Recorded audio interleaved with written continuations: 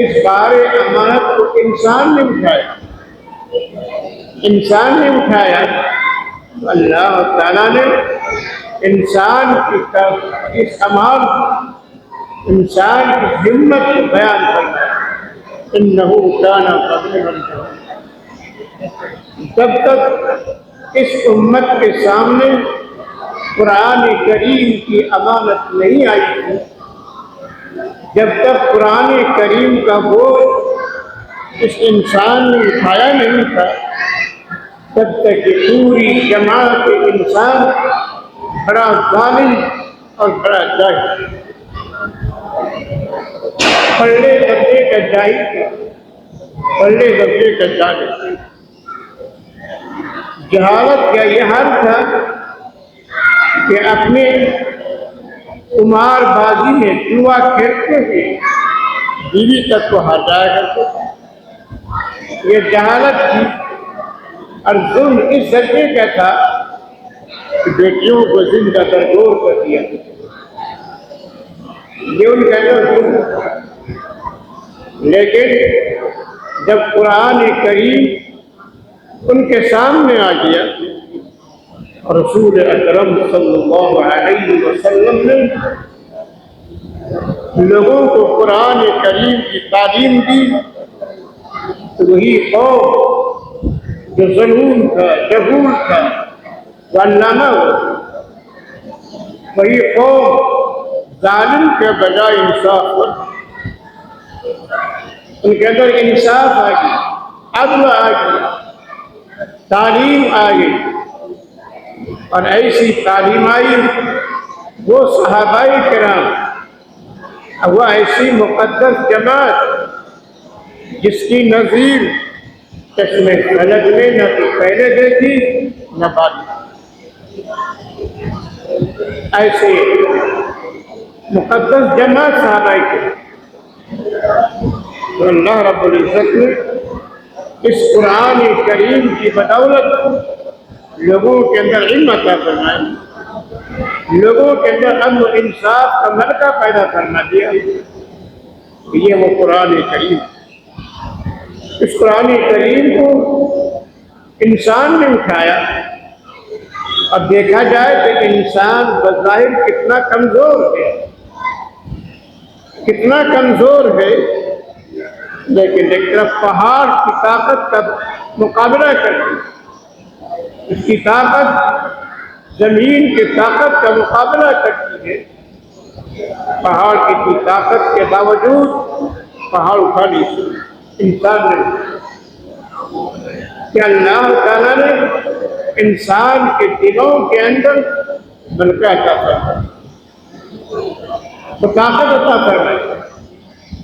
آج بچہ قرآن کریم کا حافظ، بچہ قرآن کریم کو پڑھتا ہے، قرآن کریم سناتا ہے۔ انہی مدارس، مساجد، مکاتب کا فیض ہے کہ بوڑھا بھی حافظ قرآن، جوان بھی حافظ قرآن، اور بچہ بھی حافظ قرآن۔ اس حفظ قرآن سے متعلق ایک بات یاد آئی، اس ملک پر جب انگریز قابض ہو گیا، انگریز نے قبضہ کر دیا، اس وقت وائسرائے نے، جو مونس بکائلے تھا، مونس بکائلے نے اعلان کیا، اب ہماری حکومت پورے طور پر ہندوستان کے اندر قائم ہو چکی ہے، اب ہم ہر طریقے سے اس پر تصرف کر سکتے ہیں، اب ہمارا جو ارادہ ہوگا، ہماری جو مرضی ہوگی، اسی مرضی کے مطابق یہاں پر قانون نافذ کریں، اپنی مرضی کے مطابق اسکولز قائم کریں۔ چنانچہ مونس بکائلے نے اعلان کر دیا ہندوستان کے اندر ہم ایسی تعلیم گاہ قائم کریں گے، ایسی دانشگاہ قائم کریں گے، جہاں پڑھ کر ہندوستان کے لوگ اپنے رنگ و نسل کے اعتبار سے ہندوستانی ہوں گے، لیکن کلچر کے احساس سے عیسائی ہو، تہذیب و تمدن کے اعتبار سے وہ عیسائی ہو۔ حجت الاسلام حضرت مولانا قاسم نانوتوی رحمۃ اللہ علیہ، جب انہوں نے یہ بات سنی تو ان کو جواب میں کہا کہ انشاءاللہ ایسا نہیں، انشاءاللہ ایسا نہیں ہوگا۔ ہم قرآن کریم کے پڑھنے کے لیے مکاتب قائم کریں گے، مدارس قائم کریں گے، مساجد کے اندر چٹائی بچھا کر ہم اپنی قوم کے بچوں کو قرآن کریم کی تعلیم۔ چنانچہ اس وقت مونس بکائرے نے مختلف علاقوں میں اپنے اسکولز قائم کیے۔ تقریباً آج سے 20 سال پہلے کی بات ہے، جب میں ہریانہ گیا تو ہریانہ میں اس کے مشن اسکولز میں ملے، جہاں لوگوں کو تعلیم دے رہے ہیں، جہاں بچوں کو عیسائیت سکھائی جا رہی ہے، چاہے وہ مسلمانوں کے بچے ہوں یا غیر مسلم کے، کیسے کیسے حربے اختیار کیے جاتے ہیں اور عیسائیت کا رنگ ان پر بھرا جاتا ہے۔ مسلمان بچے ہیں، ان کو ایک مسلح بچھا کر بیٹھا دیا گیا اور کہ اللہ سے تم ٹافی مانگو، اللہ سے ٹافی مانگو۔ اس نے اللہ سے ٹافی مانگی، ظاہر کے اوپر سے ٹافی تو نہیں گری، ٹافی نہیں گری۔ ہندو سے کہا گیا تم اپنے معبودوں کے نام پکارو، کہ تمہارے معبود ہے جن کی تم پوجا کرتے ہو اس کا نام پکارو۔ انہیں اس کے نام پکارے، کوئی چیز نہیں۔ اب اس نے کیا کیا، ٹیکنیکل کے ذریعے سے انتظام کر رکھا تھا۔ انہوں نے کہا کہ یسوع مسیح مجھے ٹافی کر۔ جو ہی نے جملہ کا بٹن دبایا، اوپر سے ٹافی گر گئی، اوپر سے ٹافی گر گئی، بچے خوش ہو گئے۔ تو جن بچوں کو اللہ نے شعور دیا تھا، اس نے تو اس کو نہیں سمجھا، اس نے قبول نہیں کیا، لیکن جس کی عقل کچی تھی اس نے اس کو سمجھا۔ یہ ہریانہ کی بات کر رہا ہوں، آپ کو۔ اسی طریقے سے میں جھارکھنڈ گیا، اس وقت جھارکھنڈ کی رانچی راجدھانی ہے، وہاں کے گاؤں میں جانا ہوا۔ رات میں کھانے کی دعوت تھی، کچھ اور علماء تھے، وہاں پہنچے۔ جب وہاں پہنچے تو بات چلی، میں نے جملہ استعمال کیا، اللہ جل شانہ ایک ہے۔ ان کی شان وحدت ہے، شان وحدت کی وجہ سے اللہ جو مرضی میں آتا ہے وہ کرتا ہے، اپنی مرضی کے مطابق کام کرتا ہے۔ اگر وحدانیت نہ ہوتی، ان کی شان ایک کی نہ ہوتی، یہ نظام اس طرح نہیں چل سکتا۔ تو جو میزبان تھے، میزبان کے بچے اس مشن اسکول میں پڑھ رہی تھی، تقریباً 7 یا 8 سال کی عمر کی ہوئی۔ اس بچی نے انگریزی میں کہا، جب میں نے یہ بات کہی تو بچی کے باپ نے بھی کہا کہ ہاں لا شک اللہ ایک۔ جب بچی نے یہ بات سنی اللہ ایک ہے تو انہوں نے کہا کہ نو پاپا نو، دیئر گاڈ از 3۔ پاپا ایسا نہیں ہے، پاپا اللہ تو 3 ہے، گاڈ 3 ہے۔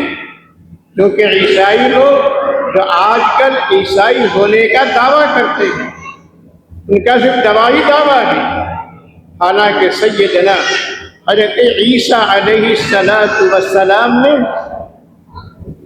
یہی تائید دعوت دی تھی۔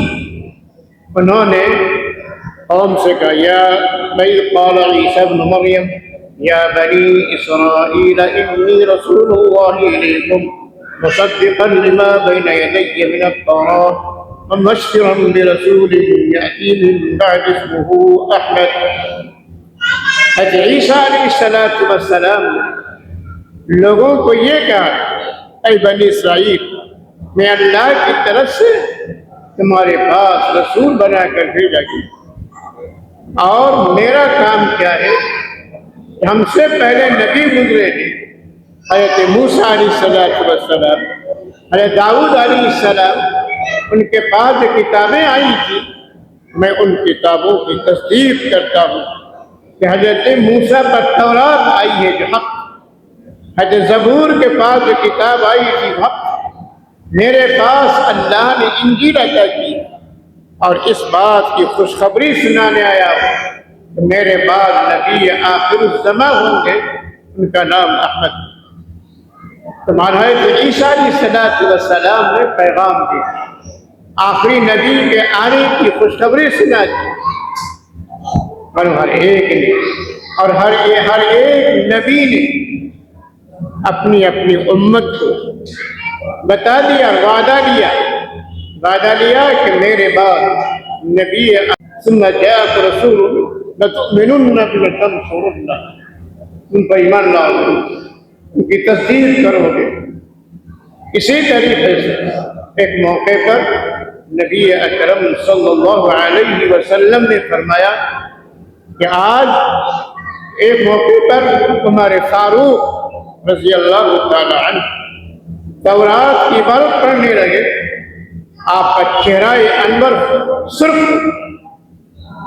ابو بکر نے فرمایا کہ عمر دیکھ لے رہے ہو، رسول اکرم صلی اللہ علیہ وسلم کا چہرہ انور اس سے سرخ ہو رہا ہے، ان کے تورات پڑھ رہے ہیں۔ جب حضرت عمر نے رسول اکرم صلی اللہ علیہ وسلم کا چہرہ انور دیکھا، گھبرا گئے، خاموش۔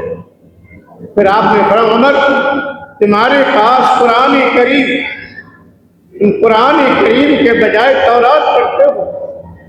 فرمایا والذی نفسی بیدہ لو کان موسیٰ حیا لآمن بہ۔ عمر تم تورات پڑھ رہے ہو؟ اس ذات کی قسم جس کے قبضے میری جان ہے، آج موسیٰ اگر زندہ ہوتے تو موسیٰ میرے دین پر ایمان لیا۔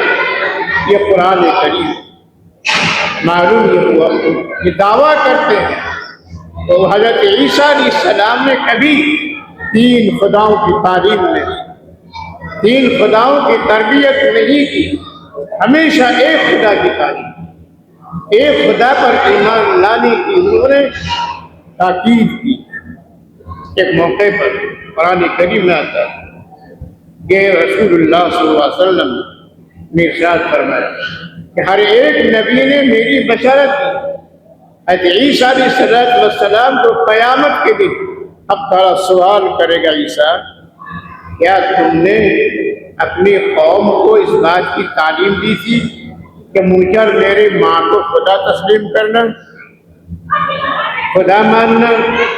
حضرت عیسیٰ علیہ السلام کہیں گے یا اللہ میری زبان اور اس پر چلے، اے اللہ میرے دل میں جو کچھ ہے تو جانتا ہے، تیرے دل میں کیا ہے میں نہیں جانتا، میں نے جو کچھ کہا تو خوب جانتا ہے۔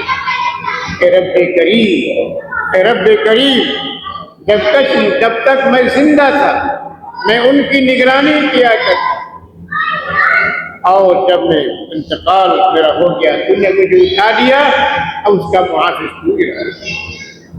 تو یہ ہے حضرت عیسیٰ علیہ السلام نے کبھی تین خدا کی تعلیم دی، تو بعد کے لوگوں نے اس طرح کر دیا ہے تین خدا ہے، تین کوئی تین خدا نہیں، ہر ایک نے تعلیم کی خدا ایک۔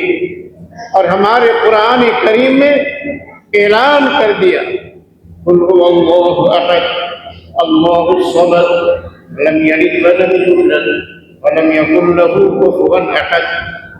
قل هو اللہ احد، اے محمد صلی اللہ علیہ وسلم آپ ببانگ دہل اس بات کا اعلان کر دیجیے کہ اللہ ایک ہے، اللہ ایک ہے، اس کا کوئی شریک نہیں۔ اللہ الصمد، اللہ بے نیاز، کسی چیز کی ضرورت نہیں ہے۔ سورہ محمد کے اندر فرمایا گیا ها أنتم هؤلاء تدعون لتنفقوا في سبيل الله فمنكم من يبخل ومن يبخل فإنما يبخل عن نفسه والله الغني وأنتم الفقراء وإن تتولوا يستبدل قوما غيركم ثم لا يكونوا أمثالكم. تمہیں لوگ جس کو اس بات کی دعوت دی گئی تو اللہ کے راستے میں خرچ دیکھنا یہ ہے اور اللہ کے راستے میں خرچ کرنا. اور یاد رکھو تم اللہ کے راستے میں خرچ کرو گے اس کا مطلب یہ نہیں ہے کہ اللہ کو تمہارے مال کی ضرورت تمہارے پیسوں کی ضرورت ہے. اعلان اللہ الغنی اللہ تو مالدار ہے بے نیاز ہے. اللہ کو تم میں سے کسی کے مال کی ضرورت نہیں مال کی ضرورت نہیں ہے. اگر تم لوگ مال خرچ کرنے کے بجائے بخل کرتے تو یاد رکھو جو تم میں سے بخل کرے گا اس بخل کا وبال اسی کے سر جائے گا. بخل کا وبال اسی کے سر جائے گا جو بخیل بنے گا. چنانچہ حدیث میں آتا ہے آقا رحمت محمد الرسول اللہ صلی اللہ علیہ وسلم فرمائے سخی ہے سخی وہ سخی اللہ کی رحمت میں ہوتا ہے اللہ سے قریب ہوتا ہے اللہ کے بندوں سے قریب ہوتا ہے. اللہ سے قریب ہونے کا معنی یہ ہے کہ جب بندہ سخاوت کرتا ہے اللہ کی رحمت اس کی متوجہ ہوتی ہے. والبخیل بعید من اللہ بعید من الناس اور بخیل اللہ کی رحمت سے دور ہوتا ہے لوگوں سے دور ہوتا ہے. جو آدمی بخیل ہو جاتا ہے کوئی آدمی ان کے پاس جانے کو پسند نہیں ان کے نام اچھے سے لینے کو پسند نہیں کرتا برائی سے نام لیتا ہے تو لوگ اس سے دور بھاگے بعید من اللہ بعید من اللہ. تو بخیل اللہ سے دور اللہ کی رحمت سے دور انسان سے دور. لیکن جو سخی ہوتا ہے وہ اللہ کے قریب ہوتا ہے. یہی وجہ ہے کہ آج اللہ نے اپنے مومن بندوں کے دل میں سخاوت کا جذبہ پیدا کر دیا سخاوت کا ملکہ عطا فرما دیا. آپ ہی کی سخاوت سے آپ ہی کی داد و دہیش سے مسجدیں تعمیر ہو رہی آپ ہی کی داد و دہیش سے مکاتب میں بچے قرآن کریم پڑھتے ہیں مدرسے میں قرآن کریم کی تعلیم دی جاتی ہے حدیث رسول کی تعلیم دی جاتی ہے. تو معلوم یہ ہوا اگر یہ مومن بندے اپنی جیب خاص سے یا زکوٰۃ و صدقات سے ہو جب تعاون کرتے ہیں تو بڑے بڑے ادارے چلتے ہیں نیک انسان وہ تیار ہوتے ہیں علماء صلحاء پیدا ہوتے ہیں مفتیان کرام مفسرین عظام پیدا ہوتے ہیں. اللہ تعالیٰ نے اپنے بندوں کے اندر یہ ملکہ پیدا کر دیا. اس سے یہ بات ثابت ہوتی ہے کہ حضرت عیسیٰ علیہ السلام نے جو تعلیم دی وحدانیت کی تعلیم. میں عرض کرو بچی نے جب یہ بات کہی خدا ایک نہیں تین مجلس میں سناٹا چھا گیا. میں نے بچی کے باپ سے کہا میرے بھائی آپ صبح ہی جائیے اور اپنی بچی کا نام اس مدرسے اس اسکول سے خارج کیجیے اور لے کر دوسری مکتب میں دیجیے جہاں بچوں کی تعلیم ہوتی وہاں آپ داخلہ کرائیے. چنانچہ انہوں نے یہی کیا صبح اپنے بچے کو وہاں سے اٹھایا. تو عیسائی کی تعلیم ہوتی اس طریقے سے مسلمانوں کے عقائد کو بگاڑتے ہیں مسلمانوں کے ذہن کو بگاڑتے ہیں اور یہ لوگوں کے عیسائی کی طرف.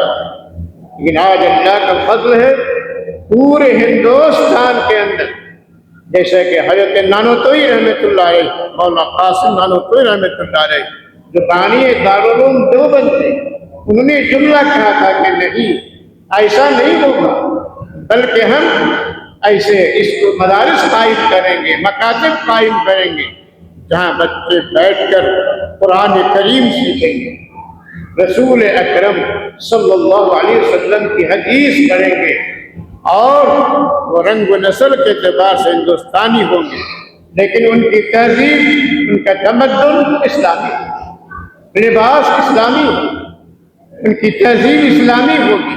آج الحمدللہ کتنے مدارس ایسے ہیں، کتنے مکاتب ایسے ہیں جہاں بچے قرآن کریم کی تعلیم حاصل کر رہے ہیں، بچے قرآن کریم پڑھ رہے ہیں، رنگ و نسل وہی ہے، لیکن آج ہم نے اپنے سروں پر ٹوپیاں رکھ لی، چہرے پر داڑھیاں رکھ لی، صرف قرآن کریم کی تعلیم کی برکت، مدارس کی برکت سے، مکاتب کی برکت سے، اسی طریقے سے جو حضرات محنت کرتے دین کی خاطر ان کی برکت سے، ان کی برکت سے ہمارے سروں پر ٹوپیاں نظر آتی ہیں، چہرے پر داڑھیاں نظر آتی ہیں، کہ در حقیقت انہی حضرات کی محنت کا ثمرہ۔ اسی لیے آج بھی جیسے ہماری مفتی اساس نے بتایا کہ قرآن کریم کی تعلیم پر ماں باپ کی بھی محنت ہوتی ہے، اسی طرح محلے والوں کی محنت ہوتی ہے، اور ہر ایک کے لیے بخشش کا پروانہ سنایا جاتا ہے، جس نے قرآن کریم کے حفظ کے لیے ذرہ برابر بھی تعاون کیا۔ اس حفظ قرآن پر ایک بات آپ کے سامنے اور رکھ کر بات پوری کرتی ہے۔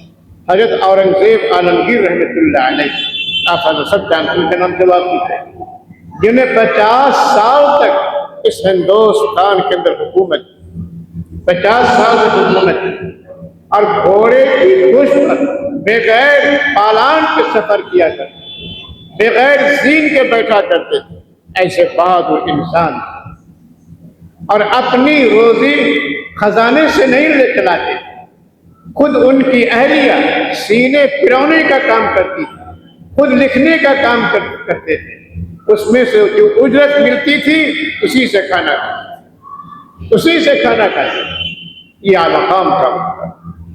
ان نے اپنے بیٹے کو حافظ کیا، ان کا بیٹا حافظ ہو گیا۔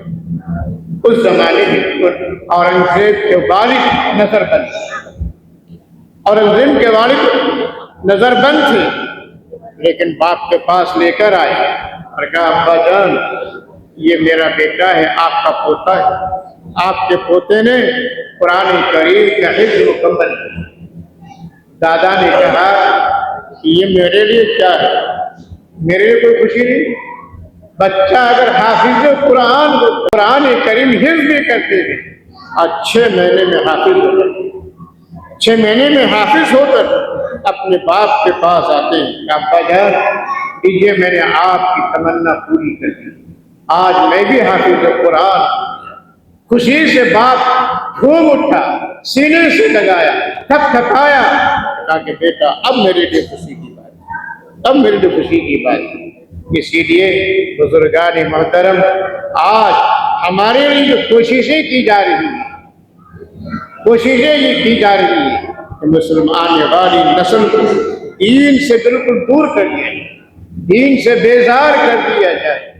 اسی لیے میری گزارش یہی ہے کہ اپنے بچے کو پہلے دینی تعلیم دی، پہلے حافظ قرآن بنائیے، پھر اس کے بعد جب بچہ حافظ قرآن بن گیا اس کے بعد پھر آپ نے بچے کو جو چاہے بنائیے۔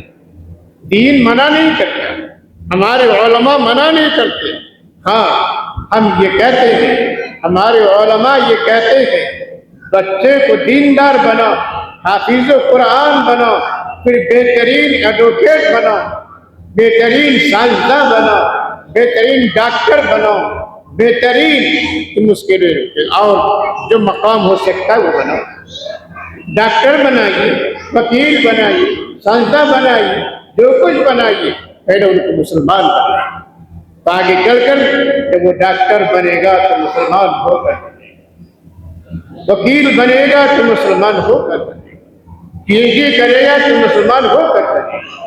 اسی لیے پہلے مسلمانوں کو چاہیے اپنے بچوں کو پہلے دینی تعلیم دے، دینی تعلیم سے آراستہ کر لینے کے بعد پھر جب جیسا چاہے اس رجحان کو۔ اور آج دولت نے ہمیں اس بات کی کہ ہمارے لیے مسلمان کے لیے بہترین مسلمان ڈاکٹر چاہیے، بہترین مسلمان وکیل چاہیے، بہترین مسلمان سائنسداں چاہیے، بہترین قانون داں چاہیے۔ تو جب قانون داں ہوں گے، آج ہمیں قانون سے واسطہ نہیں ہوتا، قانون نہیں جانتے، سرکاری طرف سے کیا کیا فوائد مل سکتے ہیں ہم نہیں جانتے، اس لیے سارے فوائد دوسرے اٹھاتے ہیں، ہم محروم رہ جاتے ہیں۔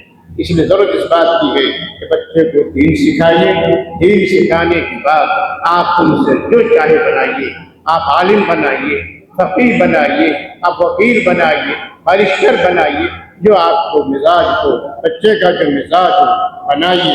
تو بارسٹر بنے گا تو مسلمان ہو کر بنے گا۔ اسی لیے پہلے مسلمانوں کو اپنے بچوں کی تعلیم کسی انداز میں دینے کی ضرورت ہے۔ مکاتب میں ہو، مدارس میں ہو، آپ بچوں کو تعلیم دلائیے، اس کے بعد پھر آپ انہیں اونچی سے اونچی تعلیم دلائیے کہ انشاءاللہ تعالی ہمارا معاشرہ صحیح ہو جائے گا۔